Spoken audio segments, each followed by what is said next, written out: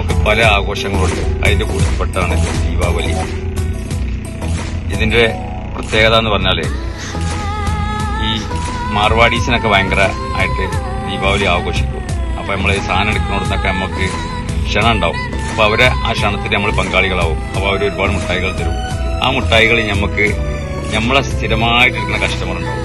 ആ കസ്റ്റമറുടെ കൈകളിൽ എത്തിച്ചു കൊടുക്കും. അപ്പൊ ഞമ്മക്കുണ്ടാകുന്ന സംതൃപ്തി ഉണ്ടല്ലോ, അവർക്കും ഞമ്മക്കുണ്ടാകുന്ന സംതൃപ്തി അതൊരു പറഞ്ഞറിയിക്കാൻ പറ്റാത്തതാണ്. അപ്പൊ നമ്മളെ ഈ കസ്റ്റമറെ ആ സന്തോഷം ഉണ്ടല്ലോ, ആ സന്തോഷത്തിന് നമ്മളും പങ്കാളികളാണ്.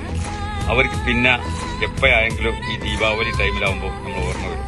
അപ്പൊ നമ്മളെ കച്ചവടത്തിന്, നമ്മളെ കച്ചവട സ്ഥാപനത്തിന് നമ്മളെന്തെങ്കിലും അങ്ങോട്ട് കൊടുത്തെങ്കിൽ അവർക്ക് ഇങ്ങോട്ടും ഒരു സ്നേഹം ഉണ്ടാവും. അതെല്ലാവരും ഓർമ്മിക്കുന്നുണ്ട്.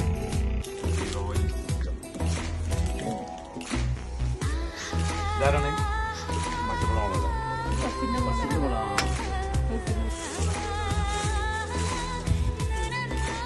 ദീപാവലി ഓക്കെ പോയി തരാതൊക്കെ പറ്റില്ല. 3 പ്രാവശ്യത്തിൽ പോയി, 3 പ്രാവശ്യം പോയപ്പോൾ വിളിച്ചു.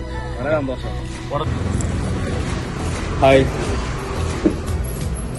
ഹലോ, കമോൺ, വരി.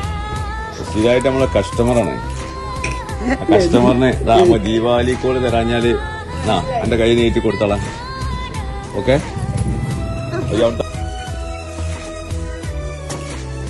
ദീപാവലി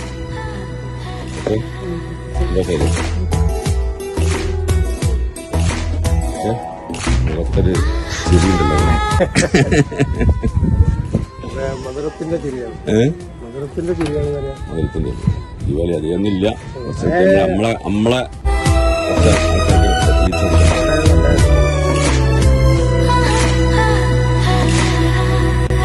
കസ്റ്റമറിന്റെ കൂടെ നമുക്കും ദീപാവലി ആഘോഷത്തിന് പങ്കാളികളാവും.